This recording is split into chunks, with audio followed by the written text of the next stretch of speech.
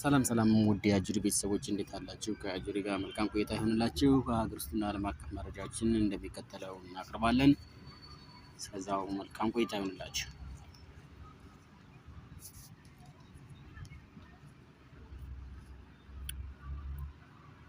እጅግ አሳዛኝ ዜና ጣና ሐይቅ በሰጠመች ጀልባ ምክንያት የብዙ ሰዎች ሕይወት ማለፉ ተሰምቷል። ከአርቲስት ቴዎድሮስ ካሳሁን ቴዲ አፍሮ ጋር በተገናኘ የታሰሩ ግለሰቦች ላይ የመጨረሻ ውሳኔ መስጠቱ ተገልጿል።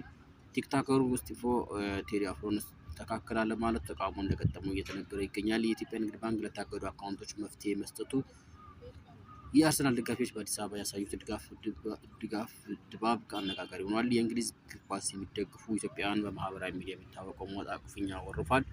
ኢትዮጵያ ደቡብ አፍሪካን ማስጠንቀቋ፣ ታዋቂው ቲክቶከር ዴይላን ፔጅ አዲስ አበባ መግባቱ።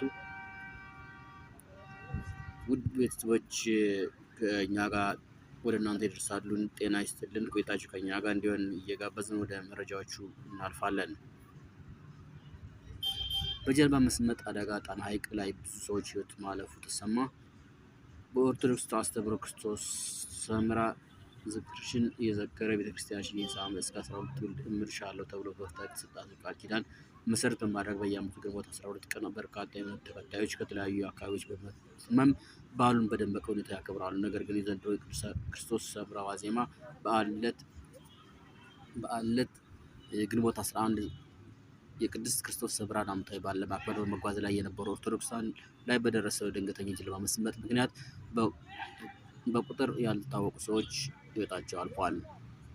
ጀልባ ከ80 በላይ ሰዎችን እንደያዘችም ተነግሯል። ልዩ ስሙ መጸዕሊ ፋሲለደስ የሴቶች ገዳም ተብሎ በሚጠራው ቦታ አለፍ ብሎ አደጋው እንደደረሰም ነው የተነገረው። የዓይን እማኞቹ እንደሚሉት አደጋው ሊደርስ የቻለው በሰዓቱ በነበረው ከፍተኛ ንፋስ ማዕበል ምክንያት ሁለት ጀልባዎች እርስ በርስ በመጋጨታቸውና በተለይ የአንዱ ጀልባ ውሃ በማስገባቱ ምክንያት ሊሰጥም ችለዋል ብለዋል። አካባቢው ነዋሪዎች ተጎጂዎችን ለማውጣት ከፍተኛ ርብርብ ያደረጉ ሲሆን የሟቾች ትክክለኛ ቁጥር ማግኘት አለመቻሉም ተገልጿል። ከ12 ዓመት በፊት ከንግሥት የሚመለሱ ምዕመናን ተመሳሳይ የጀልባ መስጠም አደጋ የብዙዎች ሕይወት ማለፉ ይታወሳል። የዲጂታል ሚዲያ ተጽዕኖ ፈጣሪው ዴይላን ፔጅ አዲስ አበባ መግባቱ ተነገረ።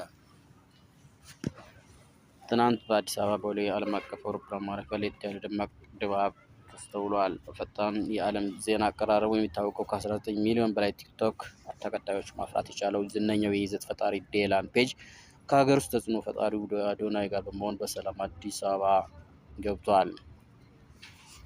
ይህን ታላቅ ዓለም አቀፍ ጉብኝት እውን በማድረግ ረገድ የ2025 የኢትዮጵያ የዓመቱ ምርጥ ቲክቶከር አዶናይ ቀዳሚ ሚና ተጫውተዋል። ለተከታዮቹ የገባውን ቃል በተግባር ለማሳየትም ወደ ለንደን የተጓዘው አዶናይ ከዴይላን ፔጅ ጋር በነበረው ቅድመ ዝግጅት በከፍተኛ ስኬትን በማጠናቀቅ ይህን ታዋቂ ዲጂታል ሚዲያ ኮከብ ወደ እናት ሀገሩ ይዞ ለመምጣት በቅቷል። ይህ ስኬት የአዶናይን ጠንካራ የስራ ቁርጠኝነት ከመግለጽ ባለፈ ለሀገራዊ ገጽታ ግንባታ ያለውን ትልቅ አበርክቶ ያሳየ በመሆኑ ከፍተኛ አድናቆት የተቸረው ይገኛል። ዴይላን ፔጅ ወደ ኢትዮጵያ መምጣት ተራ ጉብኝት ከመሆን ባለፈ ለሀገር ውስጥ ቱሪዝም ማስታወቂያ፣ ለዲጂታል ዲፕሎማሲ ስኬት እንዲሁም የኢትዮጵያ እውነታ ለዓለም ማህበረሰብ ማሳየት እጅግ ግዙፍ ፋይዳ እንዳለው የዘርፉ ባለሙያዎች ይገምታሉ። በዚህ ታሪካዊ ክስተት ምክንያት በ10 ሚሊዮን የሚቆጠሩ የዓለም ዜጎች ትኩረት በአሁኑ ሰዓት በአዲስ አበባ ላይ አርፈዋል። ይህ በእንዲህ እንዳለ ወደ ኢትዮጵያ በሚመጡት ሀገሮችና ሀገሪቱ የምታመጣው ወጪ የሚቃወሙ አካላት ሀሳባቸውን እየገለጹ ይገኛሉ።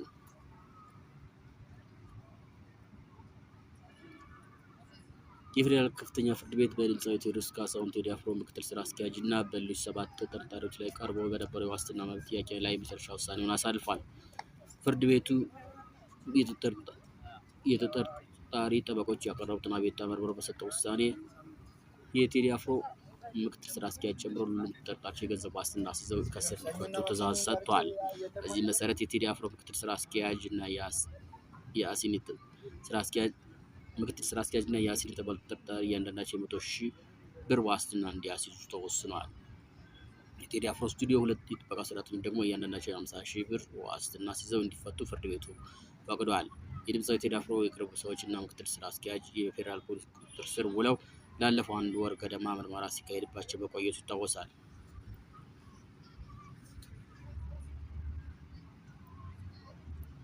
የፌዴራል መጀመሪያ ደረጃ ፍርድ ቤት አራዳ ምድብ አንደኛ የጊዜ ቀጠሮ ችሎት ለፖሊስ ተጨማሪ ጊዜ ፈቅዶ ጉዳዩ ለግንቦት 14 2018 ተለዋጭ ቀጠሮ ሰጥቶበት ነበር። ሆኖም ተጠርጣሪዎቹ ጠበቆች መጀመሪያ ደረጃ ፍርድ ቤቱ የዋስትና መብት በመከልከል የሰጠውን የጊዜ ቀጠሮ ውሳኔ በመቃወም ለከፍተኛ ፍርድ ቤት ይግባኝ በማለታቸው ነው ውሳኔው ሊሰጥ የቻለው። ምንም እንኳ ፌዴራል ከፍተኛ ፍርድ ቤት ግለሰቦቹ በዋስ እንዲለቀቁ ውሳኔ ቢያሳልፍም ይህ ዜና እስከተጠናቀረበት ሰዓት ድረስ ተጠርጣሪዎቹ ከእስር አልተለቀቁም። ፌዴራል ፖሊስ የከፍተኛ ፍርድ ቤት ዋስትና ውሳኔ ተቀብለው ተጠርጣሪዎችን ይለቃቸዋል ወይስ ውሳኔ በመቃወም ለጠቅላይ ፍርድ ቤት ይግባኝ ይጠይቃል የሚለው ጉዳይ በነገው ዕለት ግልጽ ይሆናል ተብሎ ይጠበቃል። እስጢፎ ቴዲ አፍሮን ተካለ በማለቱ ተወገዘ። በቲክቶክ መድረክ የሚታወቀው ነው። በሙዚቃዎቹ የሚታወሰው ወጣት እስጢፋኖስ ቶማስ እስጢፎ ንግግር ብዙዎችን እያወያየ ይገኛል። እስጢፎ በቲክቶክ ላይ ባደረገው ንግግር ተወዳጁን ድምፃዊ ቴዲ አፍሮን የሚተካ እሱ መሆኑን በልበ ሙሉነት ገልጿል። እስጢፋኖስ ስለዚህ ግቡ ስኬት ዋናው ቁልፍ ዲሲፕሊን መሆኑን ጠቅሶ እርሱም እንደ ድምፃዊ ሁሉ ስራውን በማክበር ከማይጠቅሙ ልማዶች በመራቅና በስራው ላይ ትኩረት በማድረግ ትክክለኛ የጥበብ መንገድ እየተከተለ እንደሚገኝ አብራርቷል። የቪዲዮ ክሊፖችን ጥራት በመጠበቅና የስራውን ስታንዳርድ በማሳደግ ላይ እንደሚገኝ የገለጸው ወጣቱ እስካሁን ከስራው ይልቅ ለቲክቶክ መድረክ ላይ ያለው ተሳትፎ ተጽዕኖ እንደፈጠረበትና በቀጣይም ቲክቶክን ማቆሙ ለታለመው ግብ እንደሚያግዘው ተናግረዋል። ይሁን እንጂ ይህ ሀሳቡ በቀጥታ ስርጭት ላይ በነበሩ ጓደኞቹ ዘንድ ተቀባይነት አላገኘም። ጓደኞቹ በሰጡት አስተያየት የሙዚቃ ችሎታውን በመተቸት ዲሲፕሊን ቢኖርም ድምፅ የለም በማለት ስላቅ የተሞላ በወቀሳ ሰንዝረውበታል። እስጢፋኖስ በሙዚቃ ጉዞና በቴዲ አፍሮ አርአያነት ላይ የሚያነሳው ሀሳቦች በማህበራዊ ሚዲያ ተጠቃሚዎች ዘንድ የተለያዩ ሀሳቦችን እያስተናገደ ይገኛል። ባለፈው ማክሰኞ ምሽት ከሜዳው ውጭ ቦርንማውዝን የገጠመው ማንቸስተር ሲቲ ነጥብ መጣሉን ተከትሎ አርሰናል የዓመቱ የፕሪሚየር ሊግ አሸናፊነቱን አረጋግጧል። ይህንን ተከትሎ የባለስልጣናትና ታዋቂ ሰዎችን ጨምሮ በርካታ የአርሰናል ደጋፊዎች ኢትዮጵያውያን ሌሊቱን ሙሉ በአዲስ አበባ ጎዳናዎች ላይ የአርሰናልን ማሊያ በኩራት ለብሰው ሲጨፍሩ ታይተዋል። በመቶዎች የሚቆጠሩ ባለመኪናዎች ደጋፊዎችም ደስታቸውን ለመግለጽ ሌሊቱን ጎዳና ላይ ወጥተዋል። የደጋፊዎችን ልዩ ድባብ፣ ዳንስና የደስታ ጩኸትና የሲቃ ለቅሶ የታየበትም ነበር። አንዳንድ ቦታም ስኪን እስከ መራገጥ መደረሱን ተሰምቷል። የአርሰናል ድል የደስታ ፈንጠዝያ በማህበራዊ ሚዲያ ላይ በተለያዩ መንገድ ደስታ የገለጹ በሺዎች የሚቆጠሩ አስተያየት ሰጪዎች አያካትትም። እንደዚያም ሆኖ ግን በመጪው ቅዳሜ ሞዛምቢክን ለዓለም ዋንጫ ማጣሪያ የሚገጥመው የኢትዮጵያ ከ17 ዓመት በታች ብሔራዊ የእግር ኳስ ቡድን እያሳየ ያለው አስደናቂ እንቅስቃሴ እንዳጠላበት እየተገለጸ ነው። ቡድኑ የአርሰናል አሸናፊነት በተረጋገጠበት ዕለት ማለትም ባለፈው ማክሰኞ ምሽት ቱኒዚያ 0-1 አሸንፏል። ውጤቱን ተከትሎ ቡድኑ ከምድቡ ሶስተኛ መውጣቱን ተከትሎ ወደ ኳታር የዓለም ዋንጫ ለማለፍ የመጨረሻ የማጣሪያ ጨዋታውን የፊታችን ቅዳሜ ሞዛምቢካቸውን ይገጥማል። ታዲያ አስገራሚው ነገር ኢትዮጵያውያን ከ17 ዓመት በታች ቡድን ቱኒዚያን አሸንፎ ለዓለም ዋንጫ ማለፉን መቃረቡን አብዛኞቹ ኢትዮጵያውያን የሚቃወሙ አይመስልም፣ አሊያም የአርሰናል ድል ድባቡን ተቆጣጥሮታል። ይህ በእርግጥ እንደ ኬንያ እና ዩጋንዳ ባሉ የምስራቅ አፍሪካ ሀገራትም ታይቷል። ነገር ግን አንዳንድ ሰዎች ለኢትዮጵያ እግር ኳስ ቡድን የበለጠ ትኩረትና አድናቆት ሊሰጠው ይገባል በማለት ቅጥ ያጣውን የአርሰናልን የድል አከባበር ሲተቹ ይታያል። ከፍ ያለ ቅሬታም ተደምጧል።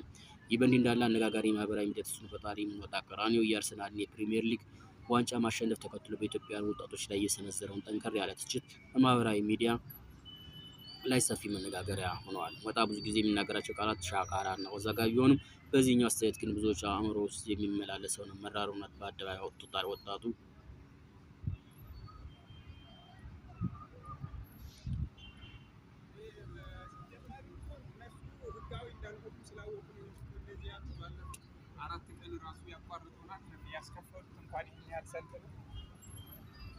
የደቡብ አፍሪካ መንግስት የዜጎች ደህንነት ይጠብቅ ስትል ኢትዮጵያ አስጠነቀቀች። በደቡብ አፍሪካ የሚኖሩ ኢትዮጵያውያን ላይ የሚፈጸሙ ጥቃት እንዲቆምና በጥቃት ፈጻሚዎች ላይ እርምጃ እንዲወሰድ መጠየቁን የውጭ ጉዳይ ሚኒስቴር አስታውቋል። ሚኒስቴሩ ከሰሞኑ በተካሄደው የብሪክስ ስብሰባ ላይ ጥያቄውን ለደቡብ አፍሪካ ማቅረቡን የገለጸ ሲሆን የደቡብ አፍሪካ መንግስት በበኩሉ በጉዳዩ ላይ ክትትል እያደረገ እንደሚገኝ ውጤቱንም እንደሚያሳውቅ መግለጹ ሚኒስቴሩ ጠቁሟል። የኢትዮጵያ መንግስት ይህን ጉዳይ የሚከታተልና የዘላቂ መፍትሄ የሚፈልግ ቡድን ማዋቅሮ ወደ ደቡብ አፍሪካ ለመላክ ዝግጅት መጀመሩን ተሰምቷል። በመካከለኛው ምስራቅ በተለይ በሳዑዲ አረቢያ የሚኖሩ ኢትዮጵያውያን ደህንነት እንዲረጋገጥና ህጋዊ የስራ ስምምነት እንዲኖራቸው የሁለቱ ሀገራት መንግስታት በጋራ መምከራቸውን ሚኒስትሩ መግለጹን ኤንቢሲ ዘግቧል። እስካሁን የኢትዮጵያ ንግድ ባንክ ለታገዱ አካውንቶች መፍትሄ መስጠቱ ተነገረ። የኢትዮጵያ ንግድ ባንክ አስቸኳይ መግለጫ በመስጠት ከፋይዳ ጋር በተገናኘ ለተፈጠረው ችግር መፍትሄ ያለውን መረጃ አጋርቷል። የኢትዮጵያ ንግድ ባንክ ሲቢ ውድ ደንበኞች በሙሉ የኢትዮጵያ ብሔራዊ ባንክ መመሪያ መሰረት በተመረጡ ከተሞች የሚገኙ ከፋይዳ መታወቂያ ጋር ያልተሳሰሩ የባንክ ሂሳቦች ላይ ተጥሎ የነበረው እንቅስቃሴ እገዳን በተመለከተ ባንኩ አዲስና ፈጣን መፍትሄዎችን የያዘ መግለጫ አውጥቷል። ባንኩ የእገዳው መነሻና አዲሱ መፍትሄ በማለት ደንበኞችን የሚያስገነዝብ መረጃ አጋርቷል። እስከ ግንቦት 6 2018 ዓ.ም ድረስ የፋይዳ መታወቂያ ቁጥራቸውን ከባንክ ሂሳባቸው ጋር ያልተሳሰሩ ደንበኞች ሂሳባቸውን እንዳይንቀሳቀስ ተደርጎ መቆየቱ ይታወሳል። ይህን ተከትሎ የደረሰውና ከፍተኛ ደንበኞች ጫና ለመቋቋም ባንኩ የሚከተሉት እርምጃ ወስዷል። 1. የታገዱ ሂሳቦች መልቀቅ፣ አውቶማቲክ እገዳ ማንሳት። የታገዱ ሂሳቦች ከግንቦት 7 እስከ ግንቦት 12 ድረስ በእገዳ ምክንያት እንዳይንቀሳቀስ ከተደረጉ ሂሳቦች ውጭ የፋይዳ መታወቂያቸውን ያስተሳሰሩ ደንበኞች ሂሳባቸውን ወዲያውኑ ማንቀሳቀስ እንዲችሉ ተደርጓል። አውቶማቲክ እገዳ ማንሳት። ከግንቦት 12 ጀምሮ ደንበኞች የፋይዳ መታወቂያቸውን ከሂሳባቸው ጋር እንዳስተሳሰሩ የባንኩ መረጃ ስርዓት ሲስተም በራሱ ጊዜ እገዳውን እንዲያነሳ ተደርጓል ሲል ባንኩ አስታውቋል። ባንኩ አዲስ የቀነ ገደብ ማሳሰቢያ ሰጥቷል። እስካሁን ያልተሳሰሩና በሌሎች የሀገሪቱ ክፍሎች የሚገኙ ደንበኞች ፋይዳ መታወቂያቸውን እስከ ሰኔ 30 ቀን 2018 ዓ.ም ድረስ በማስተሳሰር ሂሳባቸውን በቀጣይ ማንቀሳቀስ እንዲችሉ ባንኩ በጥብቅ አሳስቧል። ወደ ቤተሰቦቻችን ለዛሬ ያስጠናቀርናቸው የሀገር ውስጥና ዓለም አቀፍ መረጃዎች ይህንን ይመስሉ ነበር። ሰላም ቆዩ።